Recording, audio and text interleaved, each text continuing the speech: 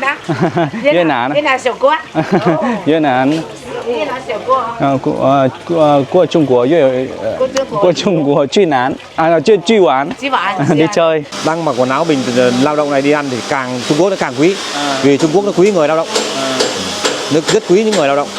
Nó không như Việt Nam mình, ví dụ mà mình đi ăn uống là về thể hiện thật đẹp mà mình không bao giờ được ăn với chủ. Ở trên miền núi mà ăn về là ngon. Cái view như này. Nếu ở Việt Nam mình chả cái tiền view nó chết cha. Hiện tại thì mình đang ở trên một con đường. Con đường này thì sẽ dẫn vào khoảng có 2 đến 3 ngôi nhà thôi. Mặc dù là chỉ có ít những cái ngôi nhà như vậy, nhưng mà ở đây mình đều thấy là tất cả mọi cái ngõ ngách để dẫn đến những ngôi nhà đó thì đều được làm bằng bê tông hết rồi. Hiện tại đang là giờ khoảng buổi trưa cho nên là cũng khá là vắng vẻ khi mà không có một ai cả. Ở xung quanh cái ngôi làng nhỏ này, vài căn nhà này thì có rất là nhiều những cái đám ruộng, đám rẫy người ta trồng ngô, và gần như là họ không bỏ hoang một cái đám ruộng nào cả, không bỏ hoang một cái tấc đất nào cả, mà họ sẽ tận dụng để trồng hoa màu. Ở xung quanh đây có rất là nhiều những cái cây, ví dụ như là cây mít, cây nhãn. Đây là một cái vùng nông thôn của Trung Quốc.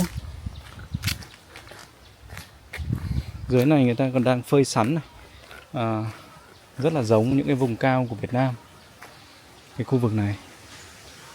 Trong này có một cái ngôi nhà hay là trụ sở gì không biết, nhưng mà mình dự đoán ấy thì vẫn là cái ngôi nhà thôi. Thực sự là trong này chỉ có một vài ngôi nhà thôi ấy, hay là còn đi sâu nữa thì còn những cái ngôi nhà khác thì có thể là như vậy, cho nên là những cái đường xá ở đây người ta mới làm bê tông hết. Chứ còn nếu chỉ có khoảng vài ba ngôi nhà thì chắc cũng không có cái đường bê tông này đâu.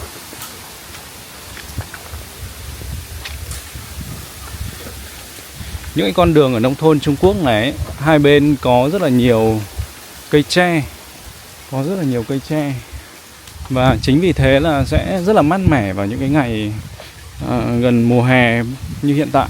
Mình thử bước sang cái hướng bên này nữa xem nào, xem cái phía đằng trước này còn có cái gì nó lạ lùng, có cái gì nó đặc biệt không. Gần như là cũng không có gì cả, ngoài những cái đám ruộng, đám rẫy người ta trồng ngô, cũng chả có nhà luôn. Có thể là phải đi một đoạn khá là xa nữa thì bắt đầu sẽ có những ngôi nhà khác.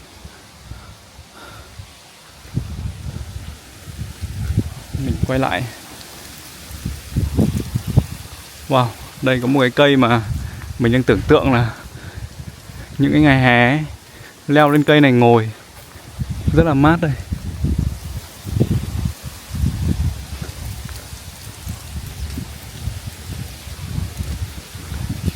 Một ngôi làng hiện tại chỉ có tiếng gió thổi thôi. Và những cái tiếng xào xạc của lá tre. Bây giờ trời đang rất là nóng và mình thấy cái này hay này. Đây này. Đã bao lâu rồi những cái người xem kênh của mình, mọi người còn nhớ những cái như vậy không? Ngày xưa ở quê mình ấy, nhất là cái giai đoạn mà mình còn nhỏ ấy, thì ở chỗ mình thì cũng có rất là nhiều những cái cây tre, những cái bụi tre như vậy. Và thường ấy, bà nội của mình ấy, bà hay sử dụng những cái quạt như này, gọi là quạt mo để làm quạt. Quạt thì sẽ rất là mát. Bây giờ thì mình sẽ lại tiếp tục di chuyển và đến một cái ngôi làng khác, một cái con đường khác. Đây là một cái đoạn đường rất là đẹp với những cái khóm tre, bụi tre ở bên cạnh một cái con sông. Và hiện tại thì mình đang qua một cái cây cầu đá để tiếp tục di chuyển đến cái địa điểm tiếp theo, đến một cái xưởng gỗ của một người chú. Bây giờ thì mình đang vào một cái cơm bình dân ở ngay bên cạnh đường của nông thôn Trung Quốc. Quán này thì có, nhìn từ bên ngoài thì mình thấy là có cả cơm cả phở. Ni hảo. Chưa pha. Ok. Wow, đây người ta đang làm cá. Có cái gì á? Đấy, món này món cá. Măng cá. Tàu yin này. Đây. Còn đây là đây. Những món này thì người ta khi mà mình chọn ấy thì người ta mới bắt đầu người ta chế biến, chứ không phải là chế biến sẵn đâu. Khi mà mình vào quán thì người ta mới làm. Mặc dù đây chỉ là một cái quán cơm bình dân, một cái quán cơm ngay dọc đường. Đây thì cũng có một số loại rau củ quả này, như là mướp đắng này, hay là ví dụ như là ớt xanh này. Mình thì mình rất là thích ăn cái loại ớt xanh này, hoặc là mướp đắng hay là củ này. Mình cực kỳ thích ăn cái món ớt xào này. Nó sẽ hơi cay cay một chút. Anh quay lại đây, em quay em. Đây, bây giờ thì mình sẽ vào đây. Ôi cho con 2 đây cơm nha.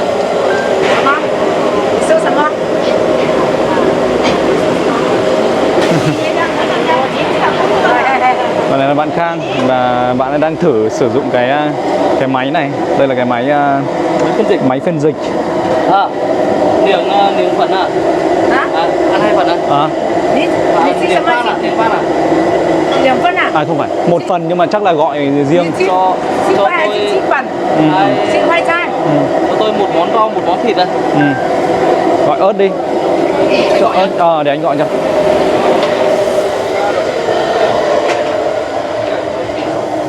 Của dao. Của dao chưa. Ok. Chào nó đi. Chào nó đi. Chào nó go. Chào nó go. Lẻ. Chào 一个菜呀。我不懂啊，我是越南。一个菜对吧？炒哪个菜？ Đấy thì bây giờ mình cứ cầm cho mọi người. 炒这个还是炒这个？ mấy dầu这个đấy, gọi món này. 炒一个菜。 Ok. 2个人吃饭吗？ 2个人吃饭吗？ 两个人. 要稍等一下啊。 Ok. Đây bây giờ thì chờ người ta làm thôi. Trong lúc đó thì mình sẽ quay xung quanh đây cho mọi người xem những món thịt này, thịt gà, thịt vịt, tôm, những cái con tôm tép nhỏ này. Đấy. Rất là nhiều món, và những cái món này đều là những cái món tươi. Ở đây có cả giá này, một cái quán ăn dọc đường thôi. Đây thì có một bàn ăn. Mình thấy là cũng đang có rất là nhiều những người khách Trung Quốc người ta ăn uống ở đây. Trong lúc chờ hai cái cô bán hàng chế biến những cái món ăn thì mình sẽ ra đây cho mọi người xem những cái bụi tre, những cái khóm tre ở ngay bên cạnh đường. Có một cái đặc điểm chung ở cái dọc con đường này là có rất là nhiều những cái bụi tre như vậy, và họ trồng rất là nhiều tre nứa. Thì theo mình ấy là có thể là họ phục vụ những cái việc như là để xây nhà ấy. Ở đây thì mình thấy là người ta vẫn sử dụng đến những cái giàn giáo bằng tre, chứ hiếm khi nhất là những cái ngôi nhà dân ấy, những cái ngôi nhà bình thường ấy, hiếm khi là người ta sẽ sử dụng đến cái hệ thống giàn giáo mà nó nhiều sắt thép như bên Việt Nam. Còn bên này thì người ta chủ yếu là sử dụng những cái nguyên liệu như vậy, những cái cây tre như vậy để mà làm giàn giáo. Có thể là cái chi phí nó sẽ rẻ hơn rất là nhiều. Và khi mà trồng như vậy thì con đường ấy, ngay cái con đường đi như vậy cũng trở nên rất là mát mẻ và trông rất là trong xanh. Quán ăn nhìn từ góc xa xa này, đó. Bây giờ thì mình sẽ đi vào trong thôi và lên bàn để ngồi chờ hai cô này làm. Ok. Qua đường nào? Bên đấy à?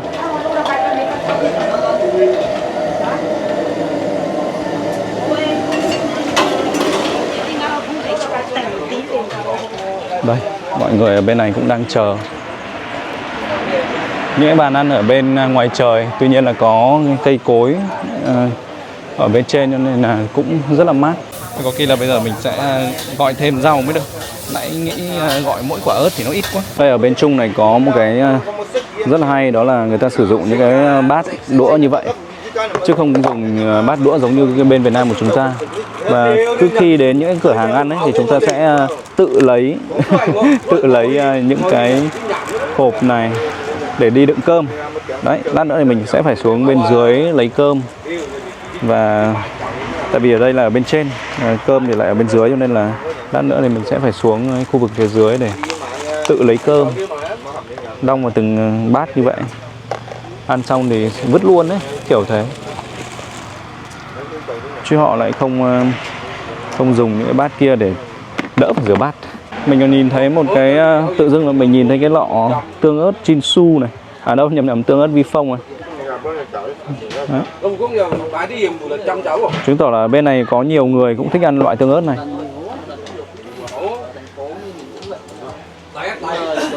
Mình thử xuống dưới xem tình hình sao rồi. Đói quá rồi. Cũng chưa quá lâu đâu, tuy nhiên là mình khá là đói. Chờ mãi chưa thấy có đồ ăn. Đây rồi, đang xào của mình. Có sủi mà. Sủi á, có sủi. Có trà. Trà. Có lỗ trà có à? Ở đây không có đồ uống mà. Đọc thử xem này. Không có thật. Sâm ngon. Wow. Không ngon thế. Xem. Đây rồi. Đấy. Một cái quán ăn bên cạnh đường có view rất là đẹp. Mát mẻ. Trông ngon nhờ. Đấy. Ui, hay quả ớt mà. Anh xuống lấy cơm đi. Xuống lấy cơm. Đây là một bát canh hành ấy nhỉ. Nhiều nhỉ. Bây giờ xuống lấy cơm nhỉ. Cơm là ở góc nào? Sao anh không lấy bát to? Có mỗi bát này mà. Anh đi theo em lấy đâu? Thế á? Có bát to hơn à? Ôi, xem. Đây. Ông bác này biết mình cần uống trà, thế là ông ấy lấy cho luôn. Đi. Cơm ở đâu nhỉ? Ở dưới này á? Đi đi. Đi. Cái chị không lấy được. Tự đi đong cơm trong nồi cơm điện.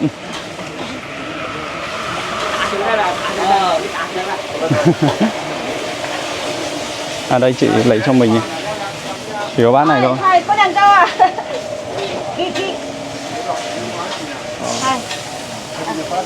Đấy, anh đi rồi. Xem. Đây loại to này. Đây, một bát cơm. Ở đây có cả cơm cả phở. Có những cái bàn ăn dưới cây như này, dưới hàng cây rất là mát. Lần đầu tiên mà được đi trải nghiệm ăn kiểu này. Kiểu đang rất là mong chờ. Nhiều phết. Một cái đĩa này nhiều đấy. Đây, có tương ớt này. Đây là gì? Đây là tăm, xì dầu. Anh Ninh thấy bất ngờ không? Bất ngờ.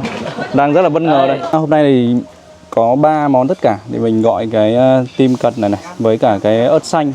Xong rồi đây là cái món cải thảo xào. Ở đây thì người ta làm cái gì người ta cũng làm nhiều, và một cái đĩa lớn, một cái đĩa to như vậy.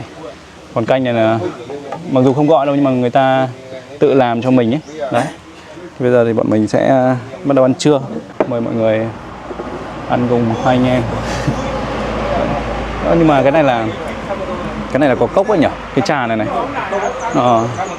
Khá đặc biệt thôi. Thì ăn uống như này thì nó có gì nó đúng như kiểu đi du lịch. Ăn xong hay buồn ngủ. Ăn xong thì ngủ. Lúc đầu mình cứ nghĩ là phải ăn 2-3 bát mà không cần. Anh em mình ăn một bát ăn nhiều đồ ăn mà được. Nhiều đồ ăn nhỉ? Chứ không là không hết đâu. Ở trên miền núi mà ăn về là ngon. Cái view mà view như thế này. Nếu ở Việt Nam mình trả cái tiền view nó chết cha.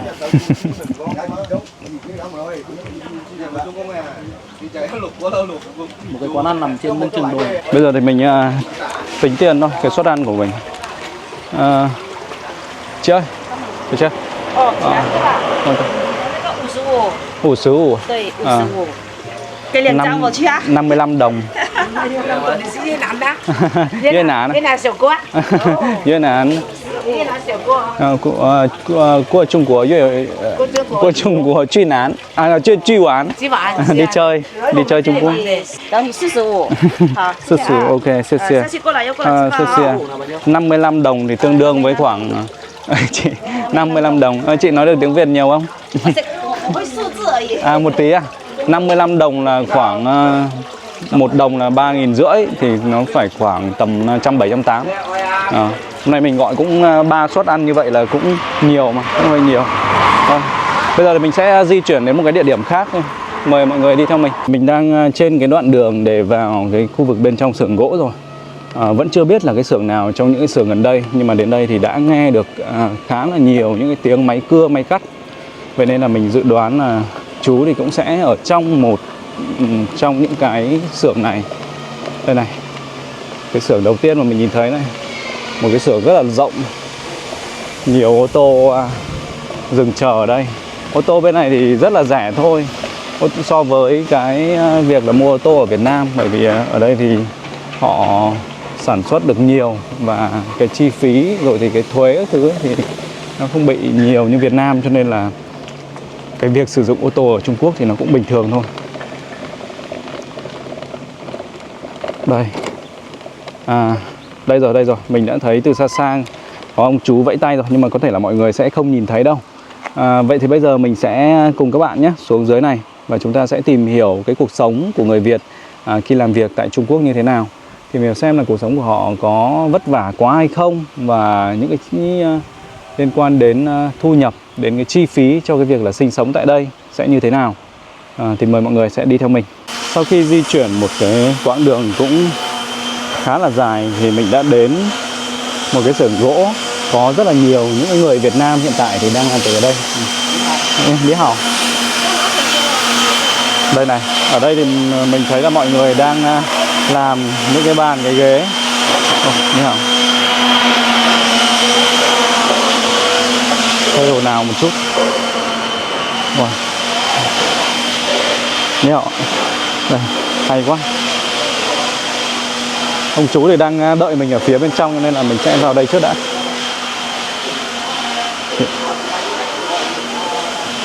Wow. Đây bàn ghế.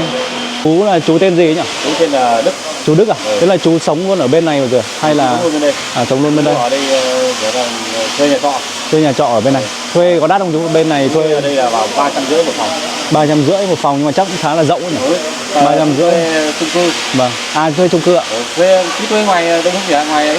Vâng. Đi xe đạp vào đây làm. Dạ. Mỗi ngày thì đều đi xe đạp từ đấy đến đây làm. Hôm nào là cứ đi Vâng. đi xong rồi trưa lại về. Vâng. Xong ăn xong lại đi. Vâng. 550 tiền chung là nó vào tầm đấy hơn triệu.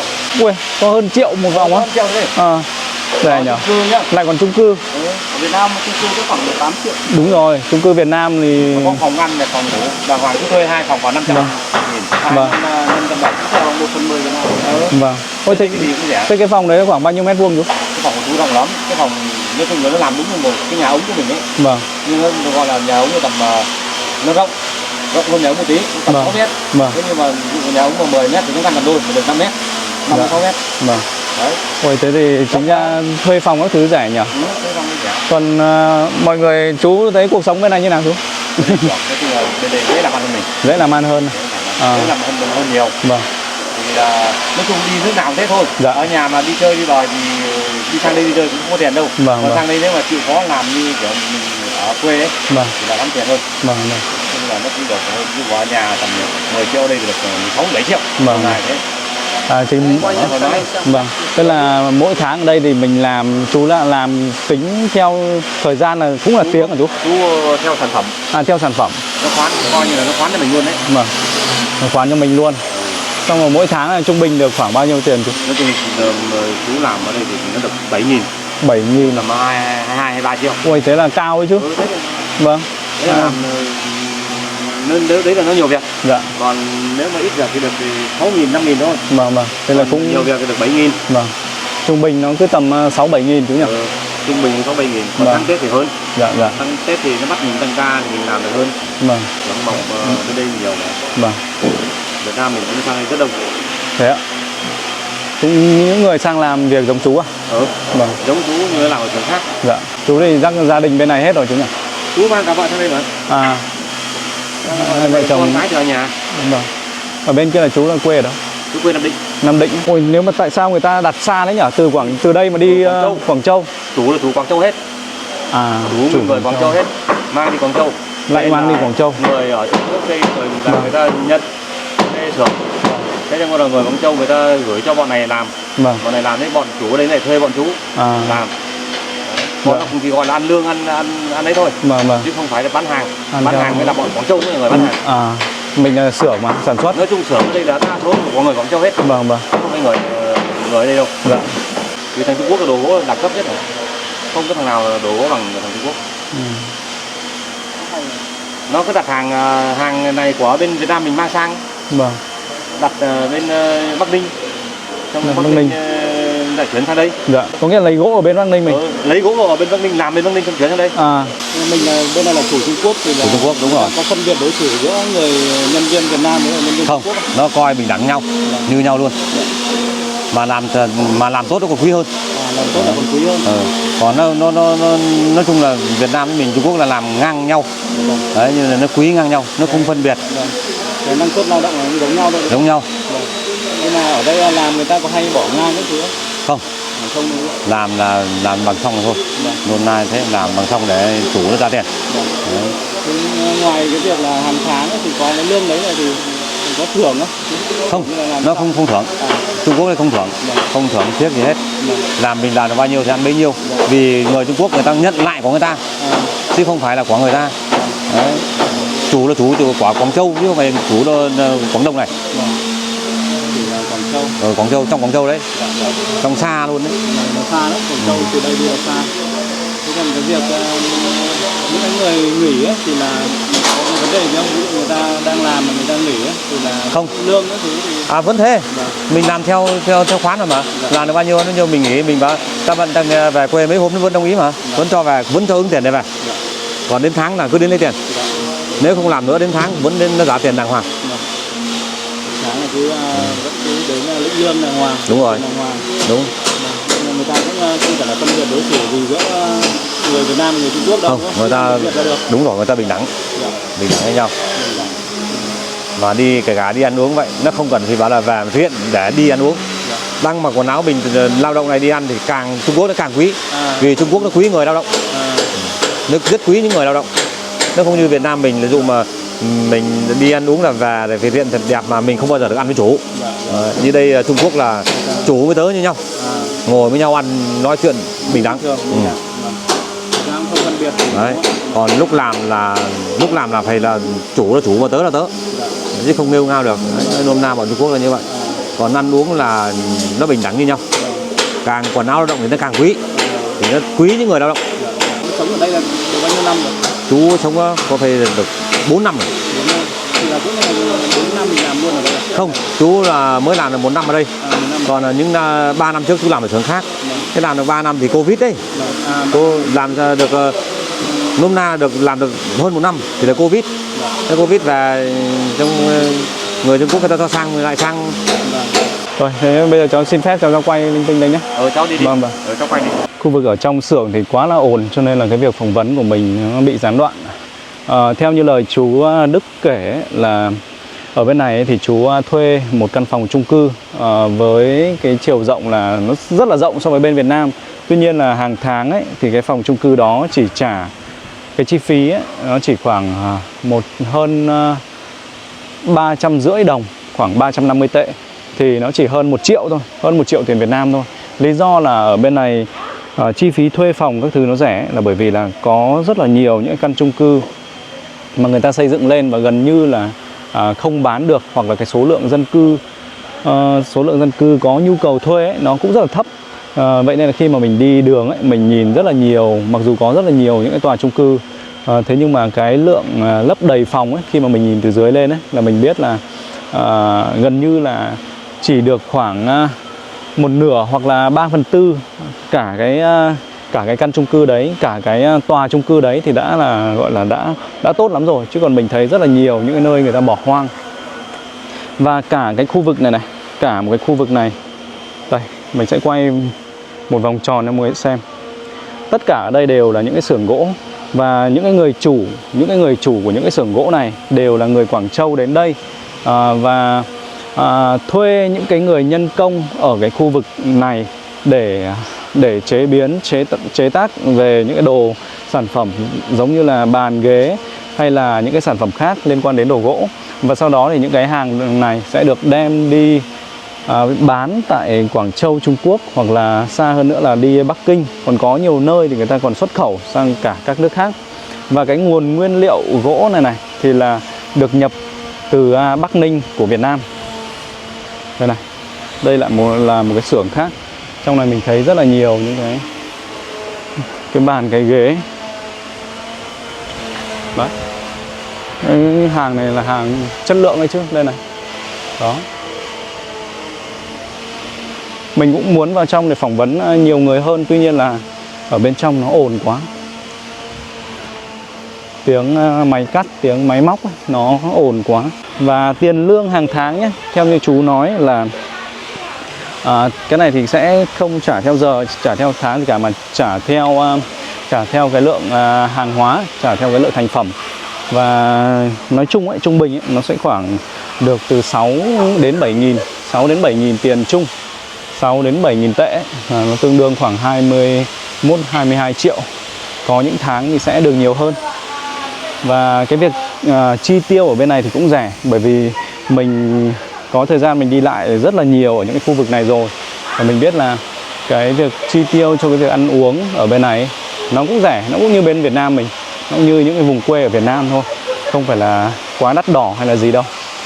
Giống như là lúc nãy mình có nói chuyện với chú thì mỗi ngày chú ấy ăn sáng hết có 5 đồng, 5 tệ, thì tương đương khoảng 10 mấy 20 nghìn.